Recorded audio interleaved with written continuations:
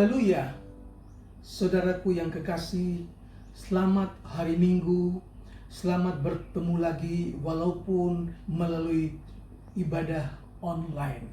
Harapan saya saudara ada dalam keadaan sehat, sejahtera di dalam Kristus Yesus. Puji Tuhan, saya ingin bacakan beberapa ayat yang terdapat di dalam Injil Markus pasal yang ke-13. Ayat pertama dikatakan, ketika Yesus keluar dari bait Allah, seorang muridnya berkata kepadanya, "Guru, lihatlah betapa kokohnya batu-batu itu dan betapa megahnya gedung-gedung itu." Lalu Yesus berkata kepadanya, "Kau lihat gedung-gedung yang hebat ini? Tidak satu batu pun akan dibiarkan terletak di atas batu yang lain. Semuanya akan diruntuhkan." Dengan kata lain, nanti datang waktunya bahwa batu itu akan diratakan, gedung itu akan diratakan tanah. Tidak ada satu bata pun yang tersusun di atas bata yang lain. Dan itu terjadi tahun 70 Masehi, ketika tentara Roma datang menghancurkan Yerusalem dan bait Allah itu juga diruntuhkan rata tanah, saudara-saudara. Ayat yang ketiga, ketika Yesus duduk di atas bukit Zaitun berhadapan dengan bait Allah, Petrus, Yakobus, Yohanes, dan Andreas bertanya sendirian kepadanya, "Katakanlah kepada kami, bila manakah itu akan terjadi, dan apakah tandanya kalau semuanya itu akan sampai kepada kesudahannya?"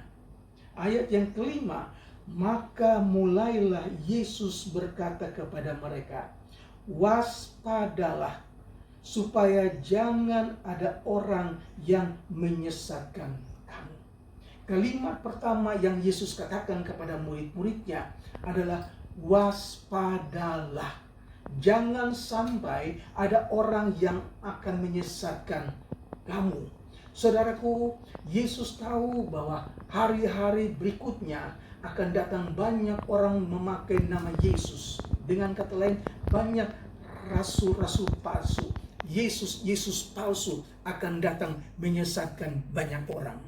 Saudaraku, dan sekarang ini begitu banyak orang yang percaya bukan lagi Yesus sebagai Allah, tapi mereka diajarkan bahwa Yesus adalah seorang manusia utusan Allah. Dan banyak orang mengikut ajaran yang baru ini, saudara-saudara. Dalam Galatia pasal yang pertama, ayat yang ke-6, dia katakan, "Aku heran bahwa kamu begitu lekas berbalik daripada Dia, yang oleh kasih karunia Kristus telah memanggil kamu dan mengikut suatu Injil yang lain." Di Galatia terdapat pelajaran yang baru, dan banyak orang-orang Galatia mengikuti pelajaran yang baru itu. Itu sebabnya Rasul Paulus katakan, "Aku heran, mengapa kamu begitu lekas berbalik?" Ayat yang ke-7 katakan, "Yang sebenarnya bukan Injil. Hanya ada orang yang mengacaukan kamu dan yang bermaksud untuk memutarbalikkan Injil Kristus."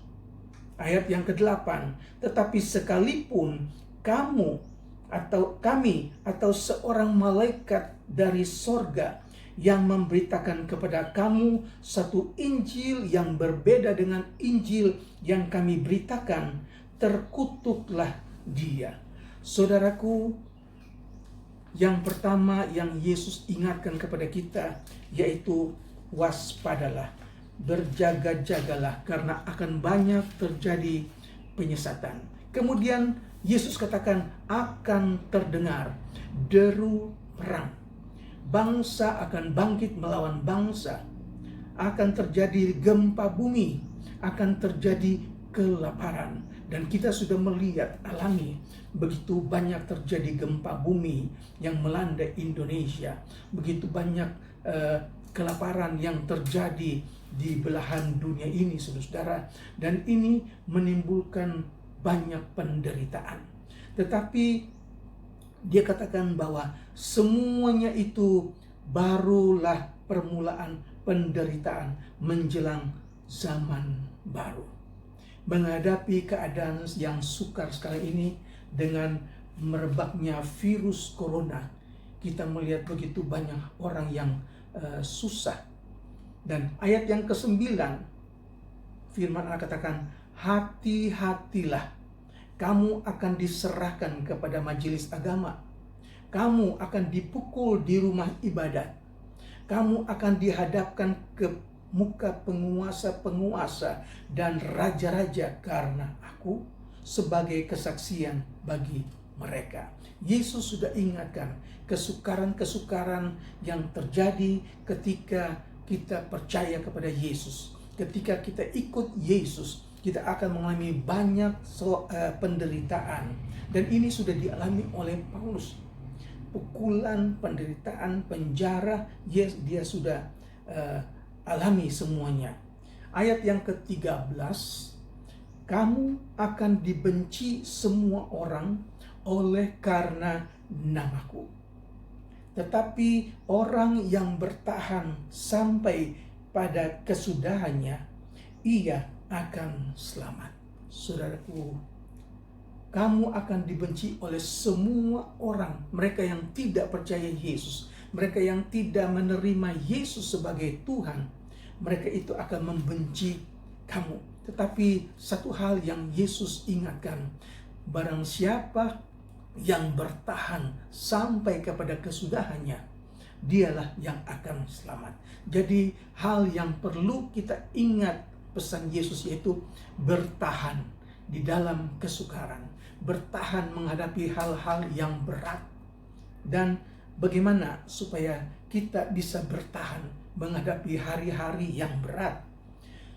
Dalam Amsal Sulaiman pasal 4 ayat 23 katakan, jagalah hatimu dengan segala kewaspadaan, karena dari situlah terpancar kehidupan.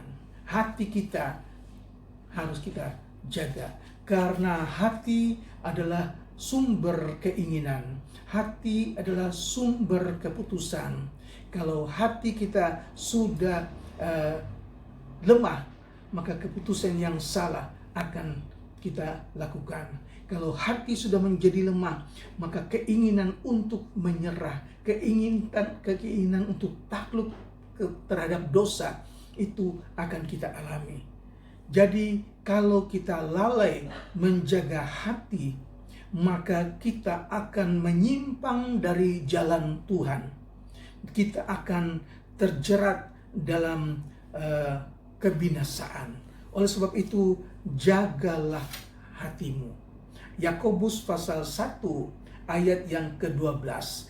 Berbahagialah orang yang bertahan dalam pencobaan. Sebab apabila ia sudah tahan uji, ia akan menerima mahkota kehidupan yang dijanjikan Allah kepada barang siapa yang mengasihi Dia. Puji Tuhan, ketika Anda menang dalam pencobaan karena Anda bisa menjaga hati Anda, maka Anda dikatakan berbahagia.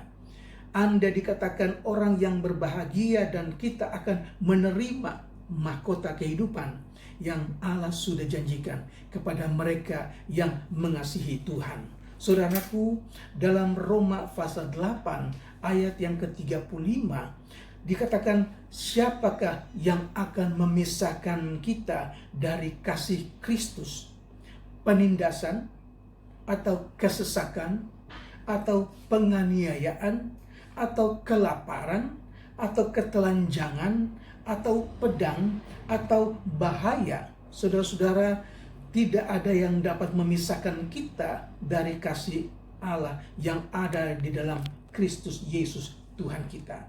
Walaupun kita harus mengalami kesesakan, walaupun kita harus mengalami aniaya, walaupun kita harus mengalami kelaparan atau ketelanjangan atau pedang, kita harus bertahan di dalam iman kepada Tuhan Yesus. Kiranya Yesus menolong kita sekalian agar kita tetap kuat di dalam Tuhan.